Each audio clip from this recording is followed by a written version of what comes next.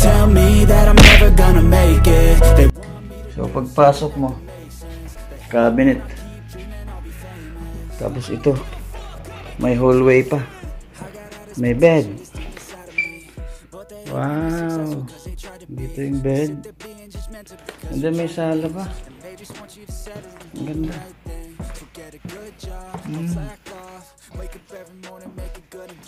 May terrace pa ako.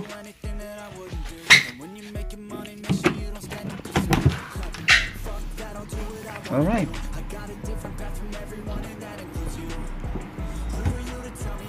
So, may swimming pool. So, pwede tayo maligo dyan mamaya.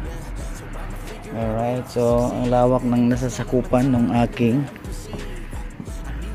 room. So, ito may sala.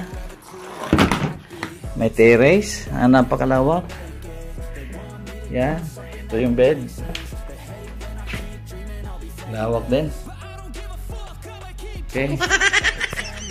May malaking TV. Wait, saan ang banyo? Teka. Saan ang banyo? Uy. Saan ang banyo? Saan ang banyo? Ito may mga complimentary na coffee, tea. Yan. Yan. Ito. Dito. Wow. May bathtub pa. Nice. Alright. Okay, shower room. Best. So, welcome to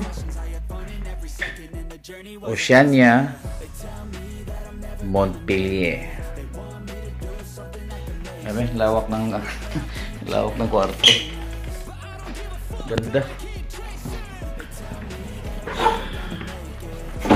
Grabe. May balcony pa.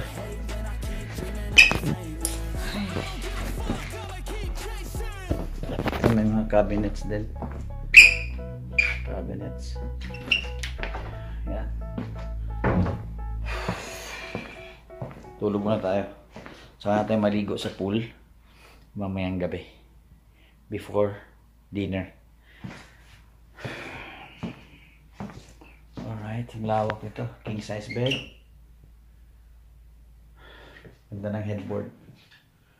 Alright, malaking TV, Philips, and then ang gusto ko sa lahat yung banyo.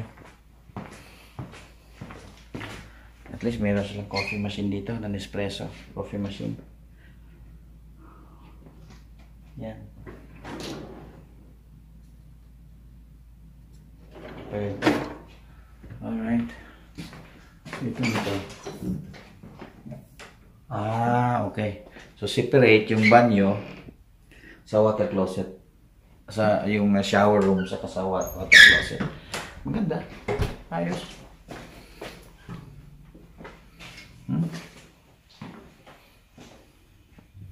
Diba? Very nice.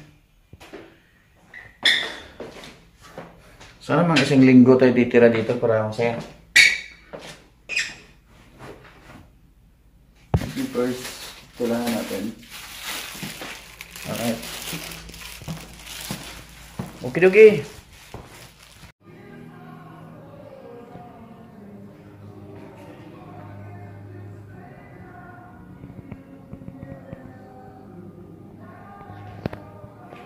Ito yung original na elevator ng building na ito. Tama. Lumang luma. Hindi na ginagamit. Pero nandyan pa rin. Kasi pandagdag sa attraction. Yan. Diba?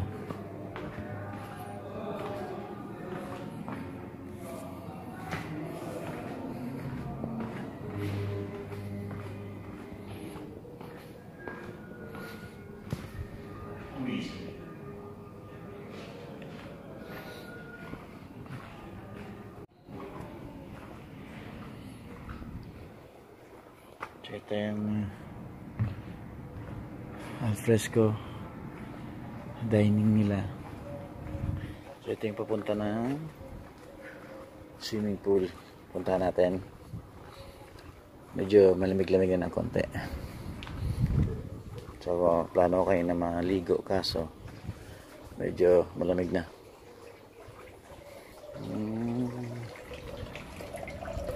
Ayan.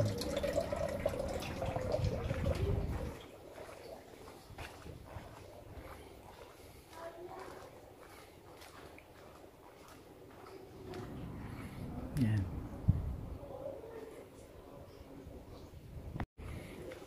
Maliit lang. Malamig. Malamig na yung simoy ng hangin. Mag-aalas 6 na ng gabi. Pero siyempre, alam niyo naman ito sa Europe. Pag summer, kahit alas 8 ng gabi, maliwanag pa rin eh. So, yan yung building ng yung hotel natin. Alright, so, yan yung kwarto natin. Yan. Yan yung pang, ano na yung area na yan, yung balcony. Yan yung balcony natin. Yan. So, hanap tayo ng restaurant kasi alas 7 pa mag-open yung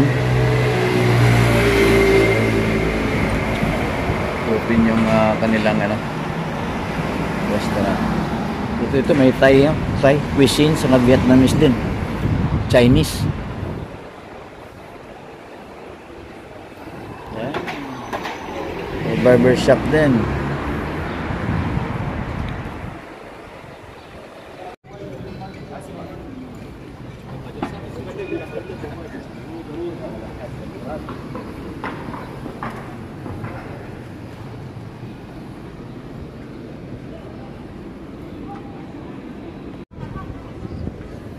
Ito mo dito.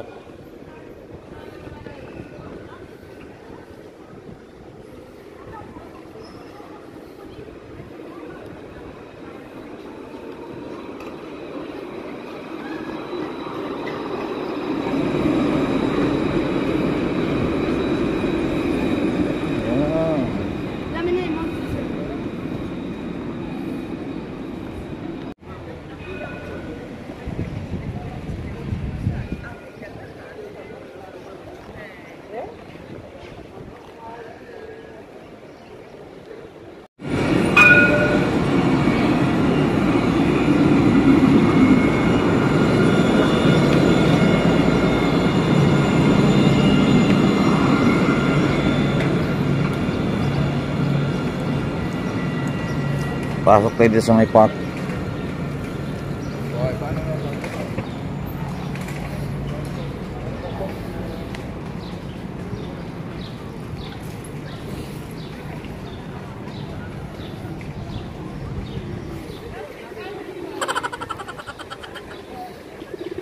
Si Il Pidio Quirino nila dito. Oh, Il Pidio Quirino. Oh, di ba?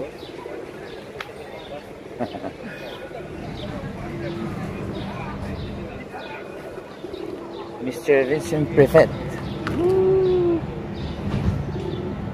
May mga wines na Prefect din eh.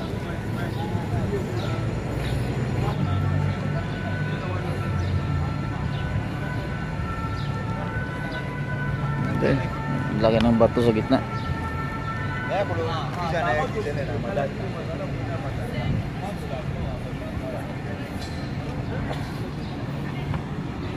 Ito na tayo sa hotel.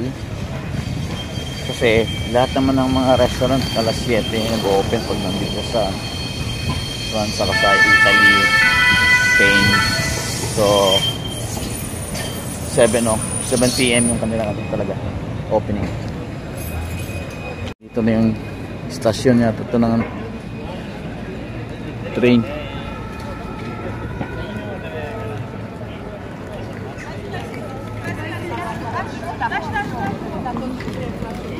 Yes. Alright, so McDonald's.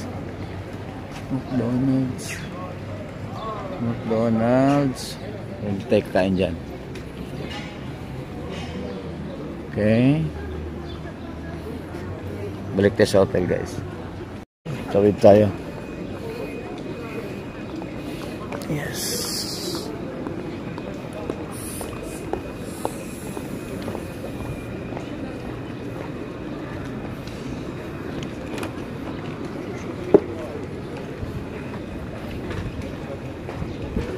Si,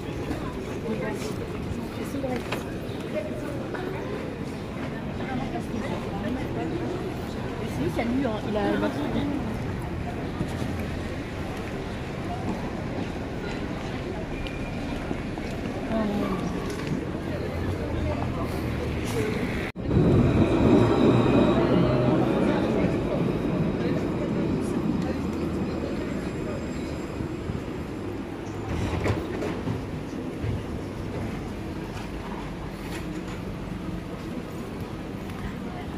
Na-miss ko tuloy yung buhay ko sa Italy.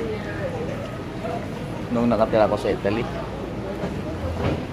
Araw-araw ganito, lalakad ka, sasakay ka ng tren. Di ba? Ang sarap. Ito, may kebab dito.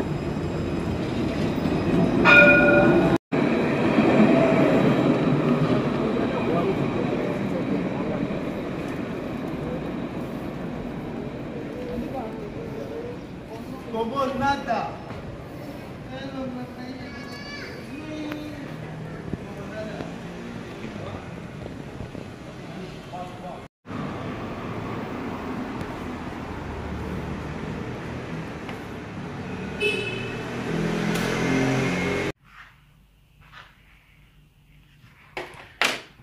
So,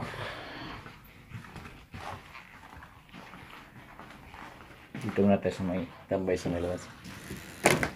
Sa ating terrace o balcony.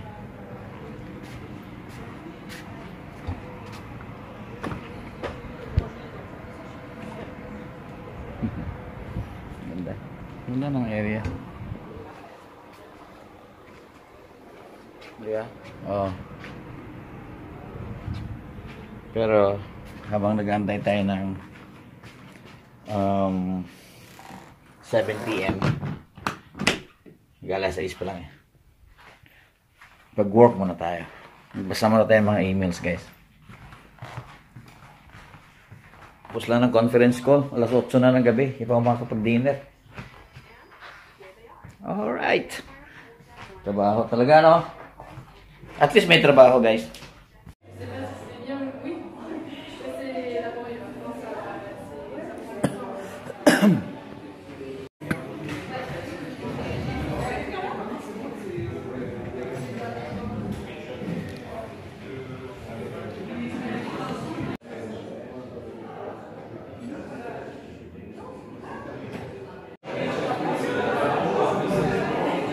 So, veal lang in order natin. Veal, ano yun? Beef din siya. Pero mas young beef. Kumbaga, milk fed na baka. Saka may starter tayong in order. Tapos balik tayo sa trabaho. Huwag na tayo mag-dessert. Bawal eh.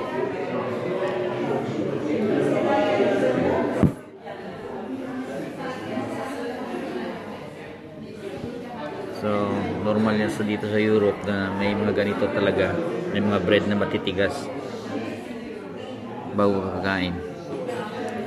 Antayin natin yung butter.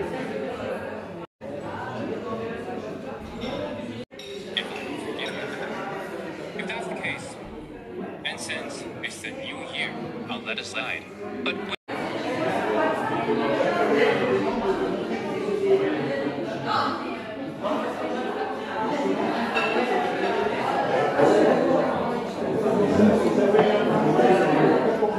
Beef siya with mushrooms. Ewan ko anong nakalagay doon na mga ingredients kasi French eh. Siyempre pag sinabi mong French food, first class. After nito, work ulit tayo.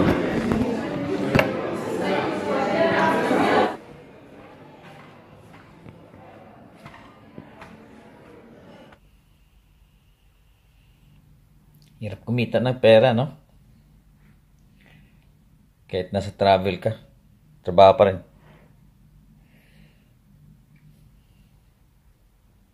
Good morning. Breakfast tayo. Nakakamoy na ako ng kape.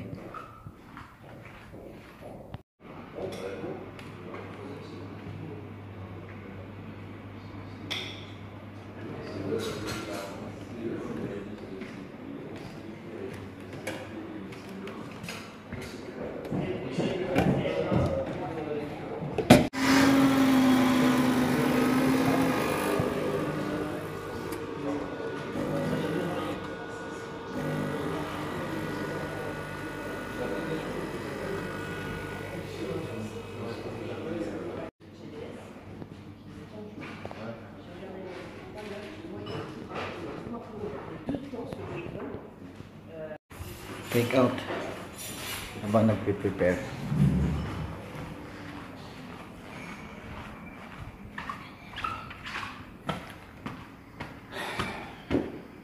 So dito tayo sa Seabourn Quest.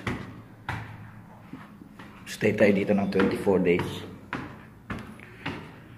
So ang dami tayong gagawin. Kaya ang dami rin ang inumin kape. Diba?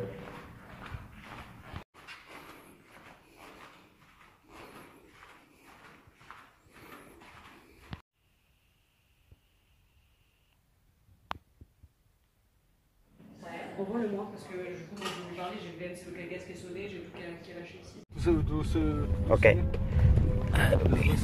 Wait. This not Tesla, that's why